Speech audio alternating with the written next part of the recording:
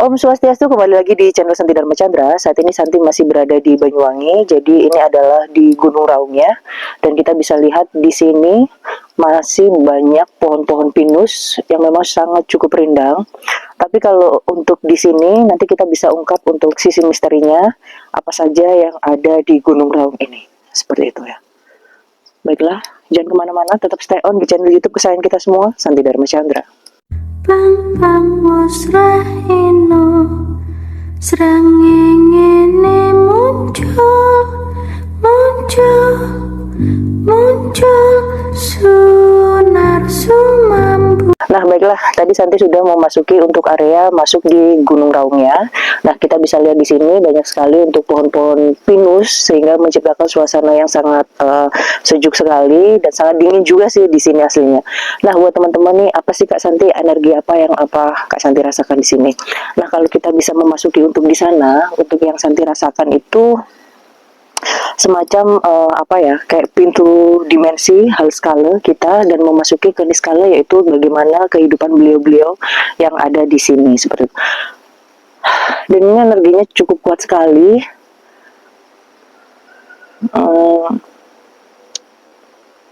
Oke. Tapi kalau untuk yang Santi rasakan ini bukan untuk yang menyeramkan atau apa sih, enggak. Karena di sini adalah beliau tempat pertapaan juga para mahasuci untuk mungkin meminta petunjuk dari Tuhan Ida Sang Yang Widiwasa, kekuatan semesta. Jadi beliau apapun ketika melakukan menapaki atau jalan kemana, beliau lunas untuk di sini untuk pertapaannya seperti itu kan. Untuk areanya di sini ya, di area Gunung Raungnya. Jadi bukan tempat untuk yang kalau untuk orang melihat kayak menyeramkan atau apa. Kecuali mungkin ada orang-orang yang lihatnya kurang baik untuk di sini. Jadi kayak minta hal yang tidak baik. Jadi mungkin yang energinya di sini juga kontra seperti itu kan. Tapi kalau kita diniatkan dengan hal tulus, itu pasti beliau-beliau ini sangat sayang sama kita dan mendukung kita semua seperti itu. Nah baiklah, ini yang mungkin yang bisa Santi pelajari ketika datang di Gunung Raung ini. Jadi di sini apa aja sih Kak Santi sosok-sosoknya seperti itu kan. Nah sosok yang dominan di sini tuh mungkin ya, kalau kita bisa lihat itu sosok yang besar banget seperti hewan-hewan di skala. Jadi seperti sosok ular yang cukup besar mungkin di belakang situ ya.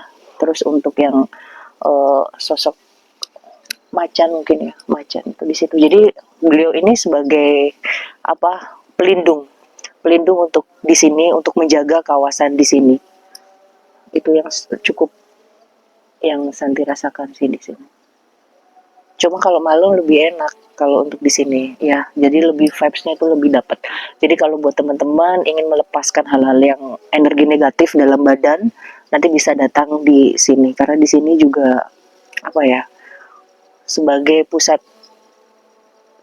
pertapaan dari Mahasuci beliau-beliau ketika melakukan kalau di Jawa namanya semedi seperti itu. Oke, nanti kita bisa lanjut lagi untuk ke sana untuk jalan-jalannya. Jalan-jalan hal misteri ya. Aku sopramas setino ping pitu ra bakal ilang kadung dadi tatu eling tansah eling selawat tasih eling tatune ati ora gampang garing. Baiklah, kita bisa lihat untuk ke sini. Tadi dia ada yang cukup menarik di sini. Ini ya. Nah, tadi di pohon dua ini, di pohon antara dua ini tuh, Santi lihatnya itu ada sosok perempuan sih di situ. Jadi kayak apa gelendotan main gini-gini gitu. Masih lihat gerak nggak sih pohon dua ini? Itu kan? Nah di situ itu. Tadi cukup kenceng. Padahal nggak ada angin, nggak ada apa ya di sini. Yang lainnya tuh nggak gerak, cuma dua pohon itu aja. Dua pohon itu aja yang gerak ini di sini. Seperti itu ya. Cuma apa? Yang apa ya? Yang tak rasakan mungkin dari sebelumnya Santi kesini itu kan Santi sempat mimpi ya, sempat mimpi memang ada di suatu gunung, tapi yang dilihatkan itu sosok-sosok penari dan di sini tuh cukup banyak juga, nggak tahu ya mungkin ini Santi juga baru pertama ini sih ke Gunung Raung ini, belum tahu sejarahnya, cuma banyak banget kayak mungkin ini napatilas dari kerajaan apa gitu ya mungkin ya, nanti kalau bisa Santi pelajari, cuma banyak sosok penari-penari gitu. Tuh kan udah nggak gerak lagi, tadi gerak, yang gerak itu cuma pohon dua ini. Nah yang gerak ini cuma pohon dua ini. Oke, baiklah nanti kita ungkap lagi ya. Sabi-abi itu nindakmu mesti bakal ono wong kang maiku lan rasa-rasa wis toh tetep mlaku tetep lakoni ae dengan saya sing mbok yakini lan mugi dadi dalan berkahi Gusti.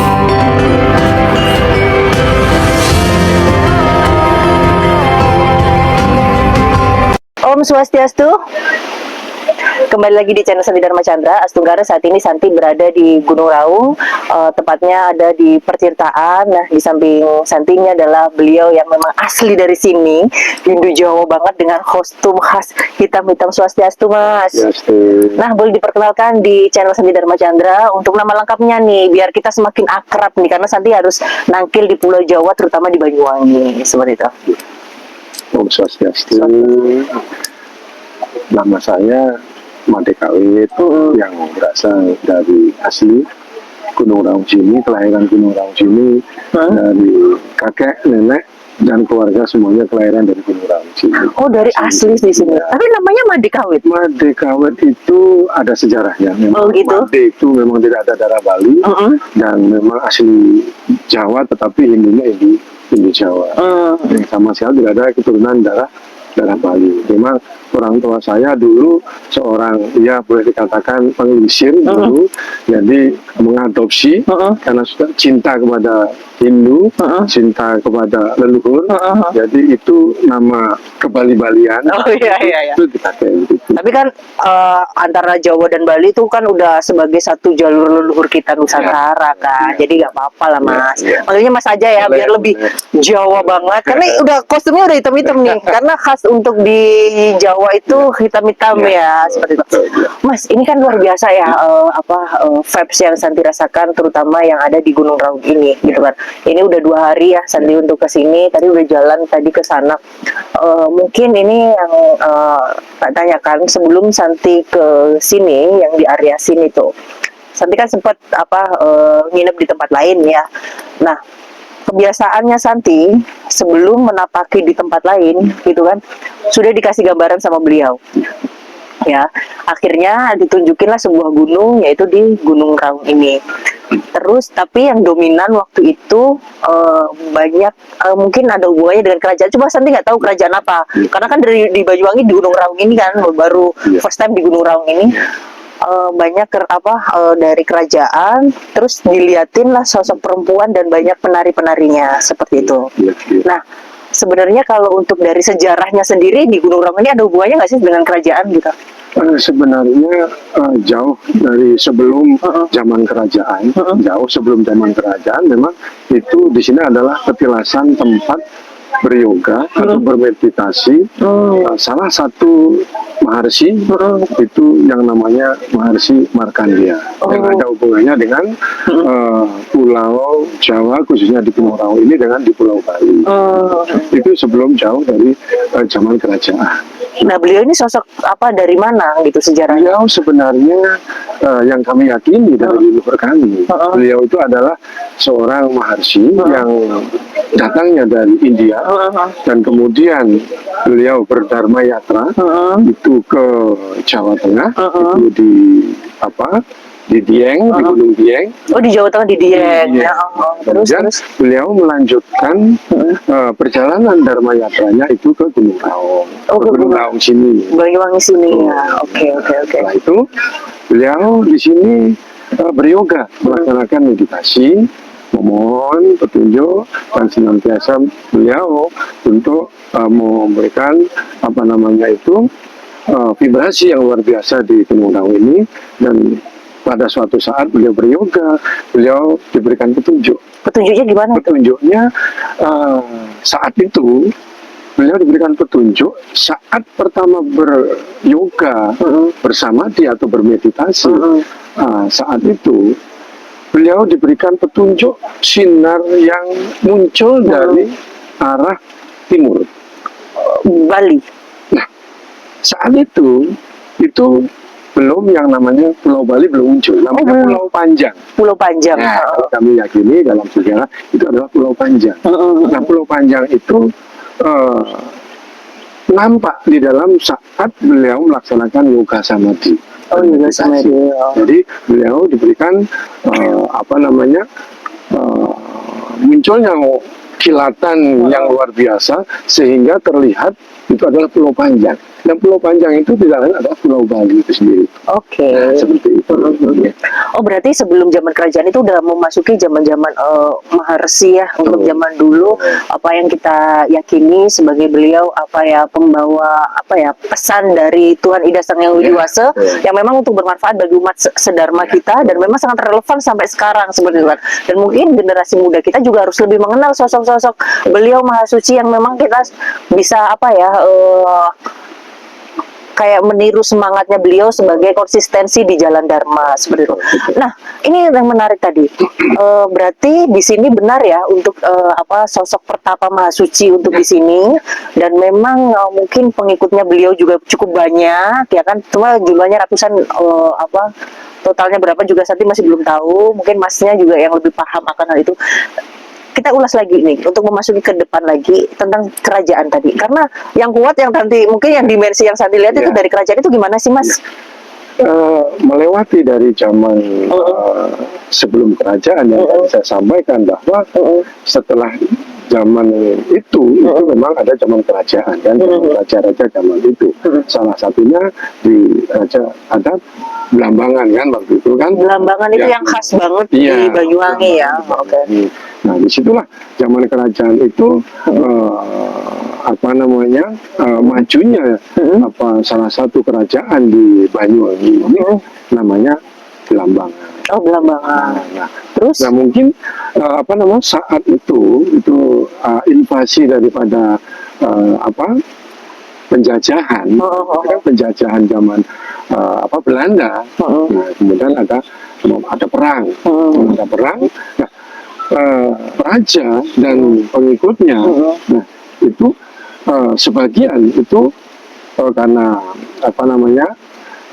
zaman perang dengan Belanda itu lari ke sini, ke Gunung Raung. Jadi untuk sebagai persembunyian gitu ya nggak sih? Oke. Jadi di sini itu tidak asing lagi bahwa di sini di Gunung Raung itu di wilayah dari 5 kecamatan di Gunung Raung ini sebelah selatan, dari mulai kecamatan Kalibaru, kecamatan Glenmore, kecamatan Sempu, kecamatan Genteng sampai Songgon, itu di wilayah lereng Gunung Raung bagian selatan itu zaman itu dijadikan tempat persembunyian untuk menyelamatkan diri saat itu. Di sini ada gua nggak sih? Betul.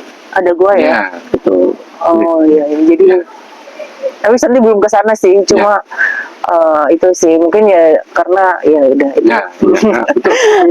Di sana ada Ada apa? Gua apa itu? gua namanya gua Batu Gantung namanya. Oh gitu. Gua Batu Gantung. Mungkin kalau lebih dalam dikupas, Itu. ya apa yang disampaikan, apa yang diucapkan sama Mbak Santi benar adanya. Oh gitu ya. Itu adalah naga. Oh naga tadi soalnya sosok ular yang cukup besar Ya. di sana yang saya dirasakan terus Betul. mungkin ada kayak pengiring ya tapi dalam bentuk macan mungkin Ya. karena banyak hal-hal niskala tapi apa binatang ya sosok-sosok binatang itu apa sih Mas sebenarnya?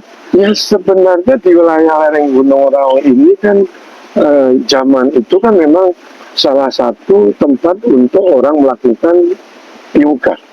Semedi kalau orang Jawa, sama di bahasa Indonesia. Samadhi ya, samadhi. Kayak meditasi nggak sih? Meditasi, ya. oke. Jadi ini mendekatkan diri, Manunggaling Gusti, Manunggaling Manunggaling Gusti. Jadi untuk menyatu dengan Tuhan. menyatukan, mendekatkan diri kepada Tuhan. atau ide sang Hyang Widiwasa. gitu. Jadi karena tempat ini tempatnya ya sangat bagus untuk memberikan inspirasi, ketenangan, pikiran ataupun batin sehingga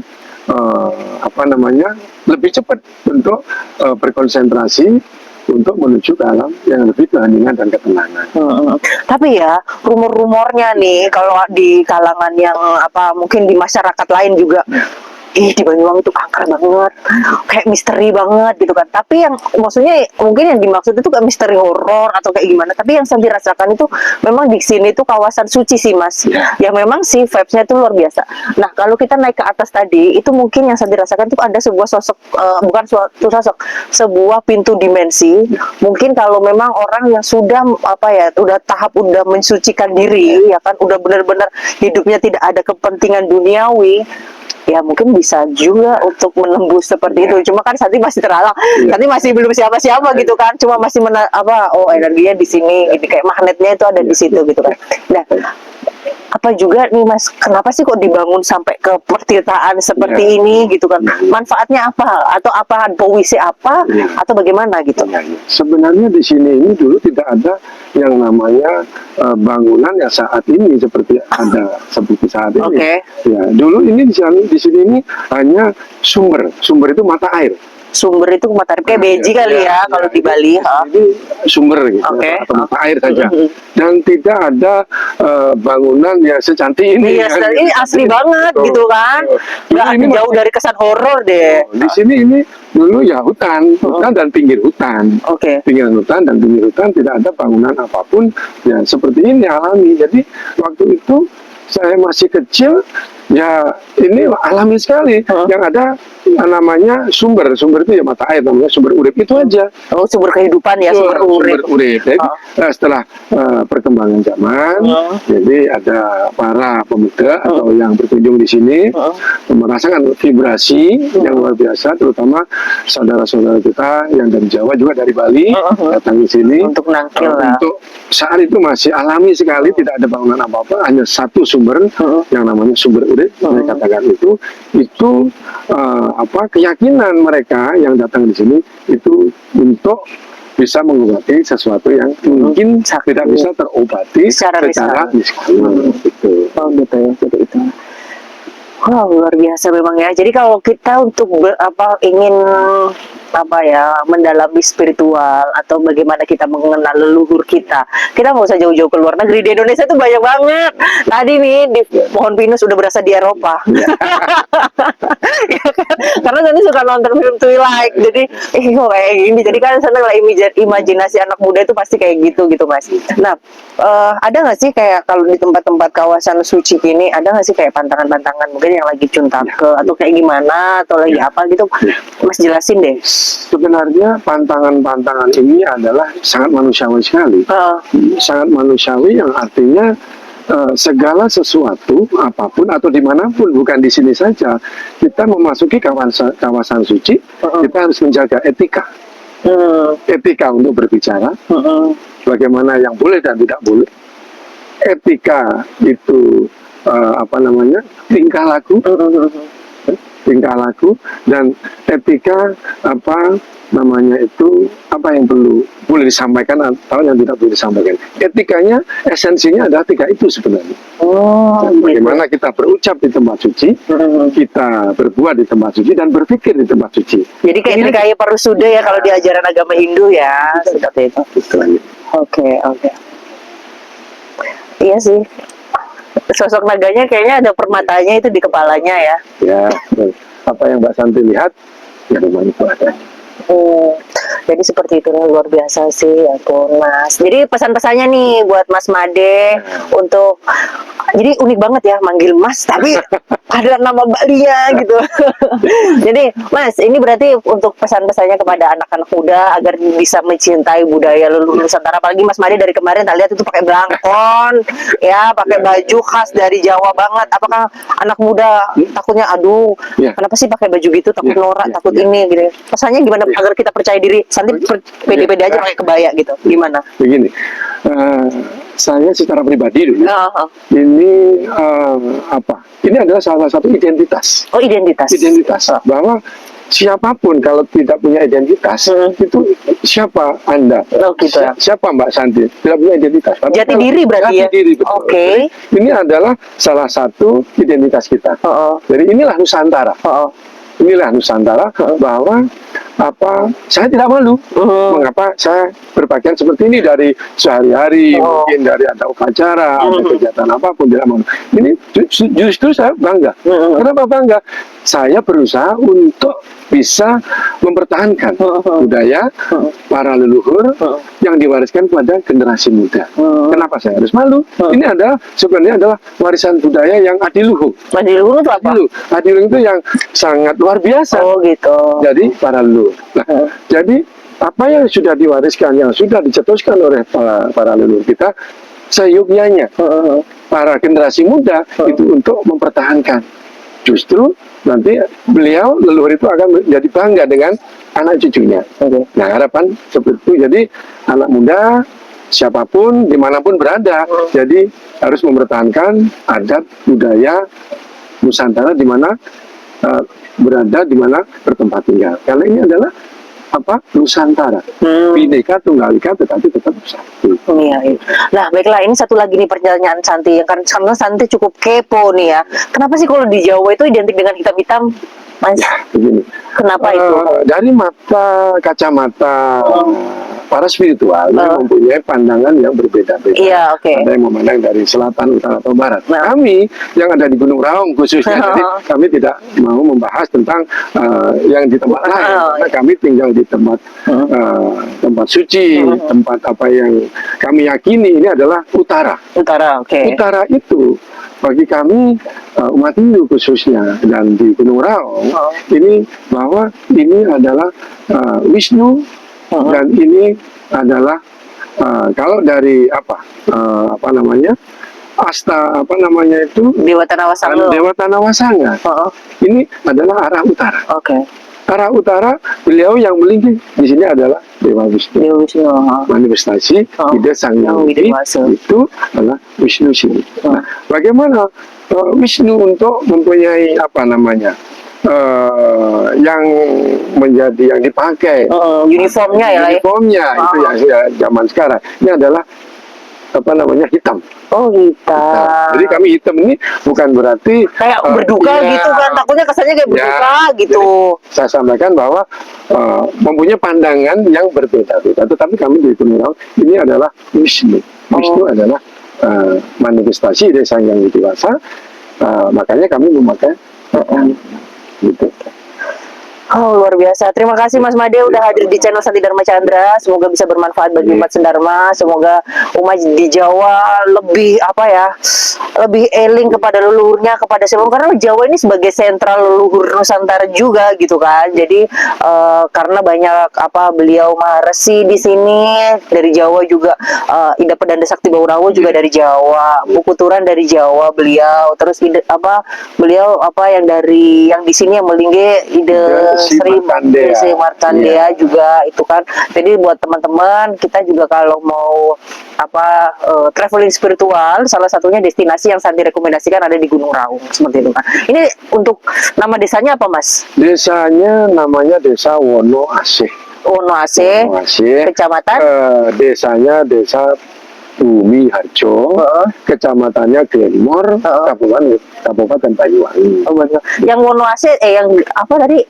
Wono Asih itu apa? Wono Asih, dusunnya dusun Wono Asih. Desanya Bumi Harjo. Oh, Bumi Harjo. Kecamatannya Glenmore, Kabupaten Banyuwangi. Oh gitu. Baiklah, luar biasa itu tadi buat alamatnya tadi kemarin ada yang komen.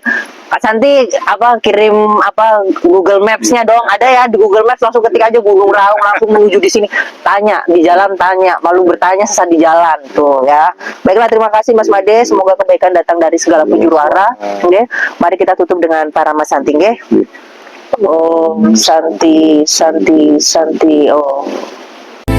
Gericik suaran toyani ring salagan batu sahase menyarangin tembang puniki desir angin menyisir nganyudang hati ageng swecani deni yang pramekawi.